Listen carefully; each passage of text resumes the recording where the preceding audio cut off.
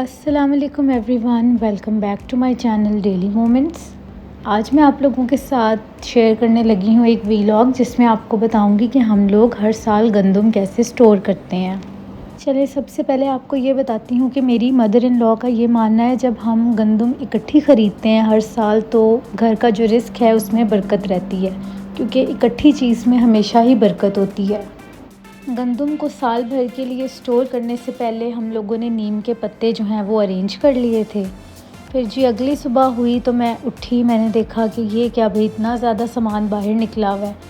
ये सारा पिछला यूज्ड सामान था जिसकी ज़रूरत नहीं थी, तो ये हम लोगों ने सर्वेंट क्वार्टर में रखा हुआ है, क्योंकि जो हमारे घर के मुलाजमीन हैं वो सर्वेंट क्वार्टर में नहीं सोते, उनको दूसरे कमरे दिए हुए हैं।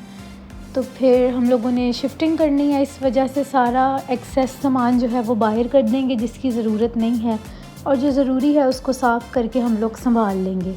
फिर मैं नीचे गई, मैंने देखा कि देखते हैं क्या चल रहा है। तो जी गंदम जो है वो स्टोर करनी शुरू हो गए थे। ये हमारे पास जो हैं 2 अदद पेटियां हैं गंदम की, जिसको पंजाबी में पड़ोला कहते हैं। मैं उर्दू स्पीकिंग फैमिली से हूँ तो मुझे ये वाले जो लफ्ज़ हैं ना वैसे ही फ़नी लगते हैं मेरे मुंह से निकलते हुए। तो जी इस तरह से ये हमारे घर के जितने भी हेल्पर्स हैं जो भी हैं सब इकट्ठे हुए थे। पहले गंदम की बोरी डालते हैं, फिर नीम के पत्तों की तह लगाते हैं, उसके बाद कुछ गोलियां मिलती हैं गंदम को ना सही रखने के लिए ताकि कीड़े से बची रहे, तो वो लगा के ऐसे लेयर्स में जो हैं 2 पड़ोले भरवा लिए ताकि साल भर के लिए अच्छे तरीके से स्टोर हो जाए, क्योंकि हम लोगों ने अपने सर्वेंट क्वार्टर को समझे राशन वाला गोदाम ही बना लिया है। तो जी फिर गर्मी बड़ी ज़्यादा थी और जो बेचारे काम कर रहे थे मैंने कहा चलो उनके लिए शरबत बना लेते हैं ताकि उनका थोड़ा सा जो है उनके हवास बहाल हो जाएं, क्योंकि वो एक जगह से बोरियां ले जा रहे थे नीचे की तरफ, तो काफ़ी ज़्यादा हैवी काम कर रहे थे ना वो। तो फिर मैंने कहा चलो पी लेंगे शरबत, तो थोड़ी ज़रा उनमें एनर्जी आ जाएगी। चलें, इधर तो शरबत बन रहा है तो साथ में मैं आपको बताती हूँ कि माशाल्लाह मेरी मदर इन लॉ जो हैं वो इस तरह के सारे काम बहुत अच्छे तरीके से करवा लेती हैं, क्योंकि उनका जो बैकग्राउंड है वो गांव वाला है, तो उनको ये सारे देसी काम बहुत अच्छे तरीके से मैनेज करने आते हैं। वो ख़ुद भी करती रही हैं अपने टाइम पे, तो माशाल्लाह गंदम हो चावल हो वो सारी चीज़ों को ज़ाया होने से बचा लेती हैं। अच्छा जी, तो मैं फिर से नीचे आई। नीचे मैं देख रही थी कि गंदम की बोरियां जो हैं डल चुकी हैं, पेटियां भी फ़िल हो गई हैं।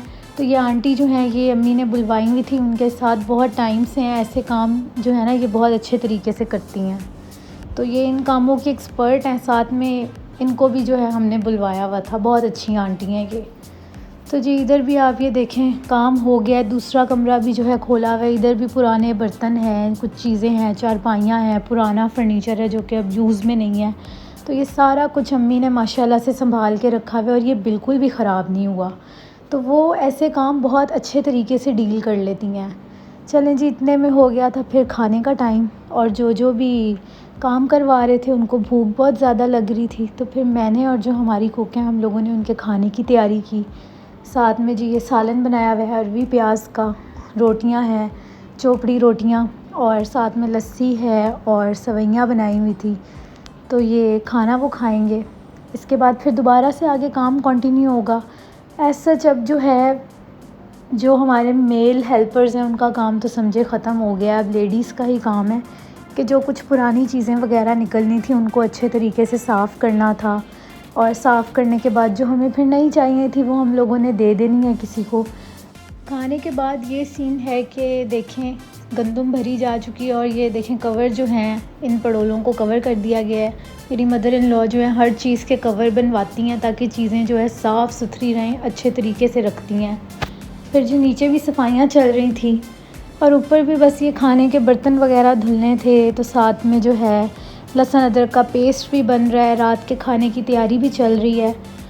जो मेरी मदर इन लॉ हैं वो कहती हैं कि हम जब किसी चीज़ को अच्छे तरीके से कवर करके रखते हैं, प्रॉपर्ली साफ़ सुथरा करके रखते हैं, तो उस चीज़ की जो उम्र होती है ना वो बढ़ जाती है।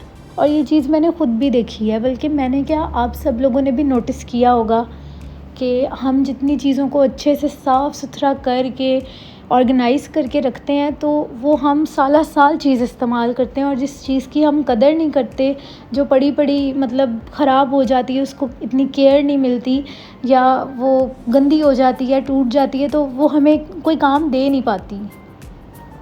तो जो तरीका मैंने आप लोगों को बताया है उस तरीके से मेरी अम्मी ने स्टोर करवा ली है गंदम। तो जी अब यहाँ पे बाहर धुल रहे हैं, कुछ गमले निकले हैं, कुछ पुरानी बाल्टियाँ, कुछ टोकरियाँ, ऐसा बस सामान निकला है जो कि रीयूज़ हो सकता है। तो इसलिए इनको अच्छे से धो के साफ़ सुथरा करके दोबारा से संभाल लेंगे। पुरानी वॉशिंग मशीन, स्पिनर, जो चीज़ें ऐसी यूज़ में नहीं हैं, उनके जो कवर्स हैं साथ में मशीन में, वो भी वॉश हो रहे हैं।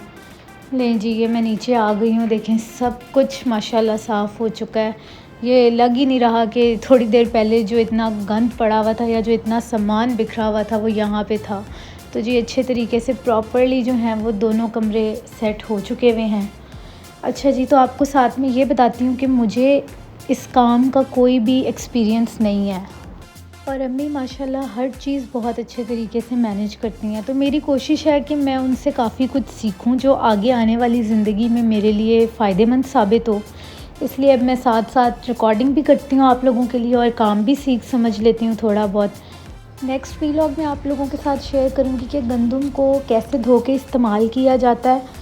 उम्मीद करती हूँ कि आपको आज का वीलॉग अच्छा लगा होगा। अगर आपको मेरी वीडियो अच्छी लगी है तो इसको लाइक शेयर करें और मेरे चैनल को सब्सक्राइब करें। अल्लाह हाफ़िज़।